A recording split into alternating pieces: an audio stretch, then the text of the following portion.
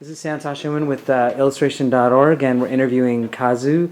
Kazu has put out Amulet, and he's going to tell us a little bit about what he's working on right now and a little bit about himself. I guess I'm what you call a graphic novelist. I make comic books in book-length form, and I'm currently working on a series called Amulet for Scholastic Publishing, as well as a book called Flight, which is a comics anthology for Random House Publishing, and we're coming to the end on Flight. I'm the editor of that series, but I'm going to be focusing most of my efforts, or almost all my efforts, on Amulet-related projects from here on out, for at least the next few years. So when was it that you decided to do your first graphic novel? I decided to do my first graphic novel inadvertently. It wasn't actually a plan. I always wanted to do a graphic novel. Ever since I had read Nausicaa of the Valley of Wind when I was in college, I had said to myself that no matter what I do in my life, I will at some point make a graphic novel like Nausicaa. That I would have to, whether I made money or not. So finding the time, of course, was the most difficult thing, and also developing the skills to be able to tackle a project of that scale was something. I just didn't have those skills yet. About 5 or 6 years after making that decision, I started doing a miniseries called Daisy Cutter. It was published in a pamphlet comic form, about 48 pages each, 4 issues, and it was bound together in a 200-page graphic novel, and that was technically my first graphic novel. And then I did Amulet 1 a year after that, and that was the first time I ever tackled a graphic novel in its pure form. What I mean by that is that it wasn't serialized or released in any other form than the graphic novel. The Amulet was an all-in-one type of deal. It's often said that art reflects life. How has Amulet reflected the different phases in your life? My life and my current influences, or my most current influences, are really apparent in the books. The first book was inspired by some events in my own life where I actually had to, me and my younger brother, had to help my parents out of some pretty dire financial straits, and we continue to help them, through their life, where we do a lot to support our parents and our siblings. So a lot of that played into how Amulet 1 came about. With Amulet 2, I was actually, it's because of all the talks I gave at schools. I would be able to talk to the kids and ask them what they liked about the books, and a lot of that fed into what Amulet now is now. It's become something different than what I envisioned, in that it's taken on a bigger scope, and I feel two things happened actually while working on Amulet 2, and I realized that I had the opportunity to bring back the types of comics that a lot of that are missing these days. I feel like back in the 50s and the 60s, comics had this. Comics were about the big idea. They were like really huge, conceptually huge stories and grand mythologies. And these days everything's almost too subtle. And so I tried to really raise the volume on all that stuff conceptually, and I also realized that I was helping kids read, something I didn't realize that I would be doing, and that I'm very cognizant of that fact now. So I try to put in a lot of text into my stories. I don't force the text in there, but I try to find ways to elevate the reading level of my readers through my work. It's something that I do think about when I make these books now. So yeah, whatever I'm experiencing that year will feed right into the books. I've had a pretty crazy year this past year, and I think it really fed into the emotion of this book, and so we'll see how that plays out. How long has Amulet been in the works? I know, Jeff Smith was drawing Bone way back when he was in, I think, elementary school, or even. Yeah, I don't. I mean, when did you first, or when did that inception of Amulet come into your head? Yeah, it was just after I graduated from college.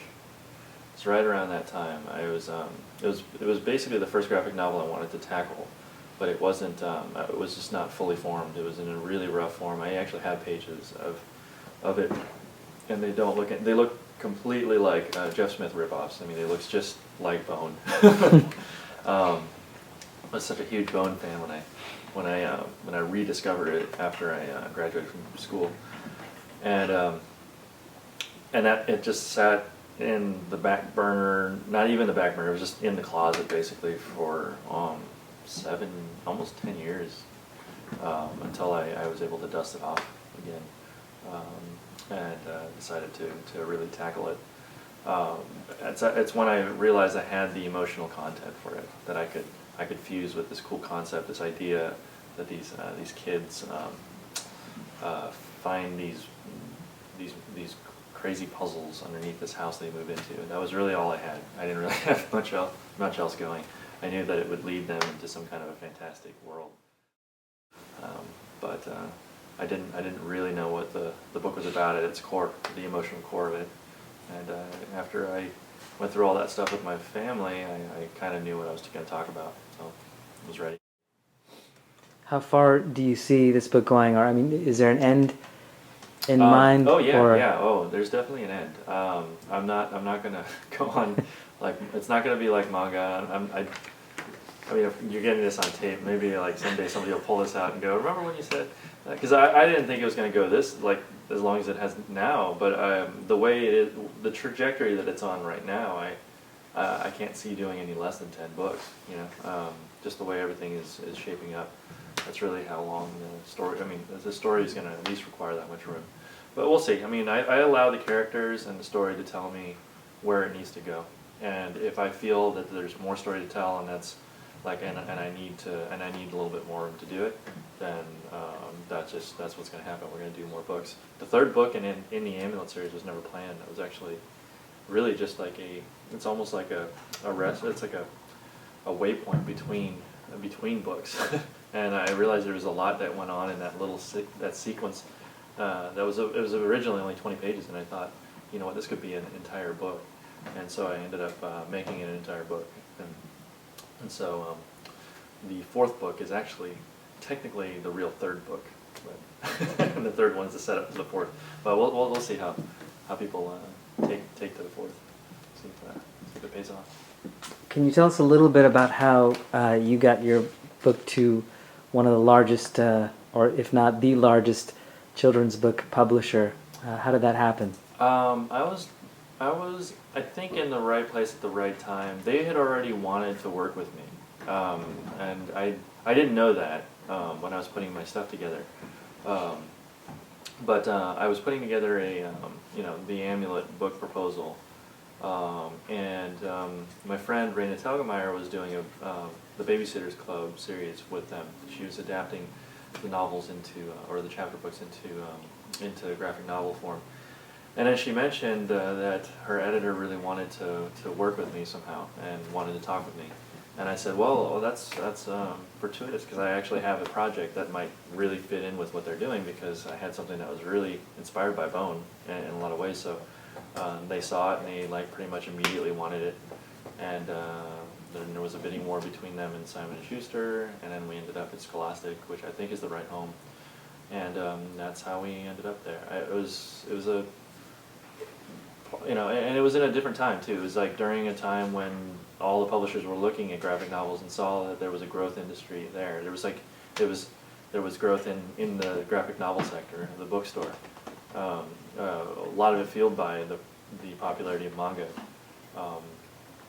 So people wanted to get on that bandwagon. I had already done Daisy Cutter, and I had done several flight books up to that point, and so I was known to be able to deliver books, and I think that's one of the most important things. And the publishers want to know that you can deliver your product. I mean,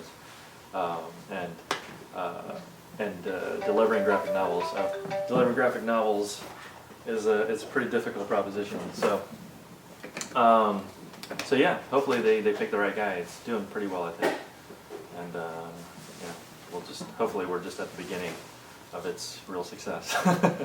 So when did you get an agent? You didn't have an agent when you were putting out the proposal yeah, to I didn't have Scholastic. an agent when I was starting Flight. I didn't have an agent when I did Daisy Cutter. I got an agent when I talked to Scott McCloud. Actually, I had the proposal and I already had an offer on the table from Scholastic. They said that they would like to work with me on this particular project, and so I reached out to my friend Scott McCloud, who in a lot of ways was also my comics mentor, and I asked him what I should do. We just went to dinner one time, took his family out to eat, and we hung out. And he said that I should talk to his agent, Judy, and gave me her number. We talked on the phone, and pretty much the first, what was it, right as we began talking, she pretty much shot all my ideas down. And I knew I was going to be working with this. I was working with the right person, because she holds her own. You know, she has a really strong opinion, and it was great. And we've been working together ever since. And she's wonderful. She's the best agent in the world. So that's when we got together.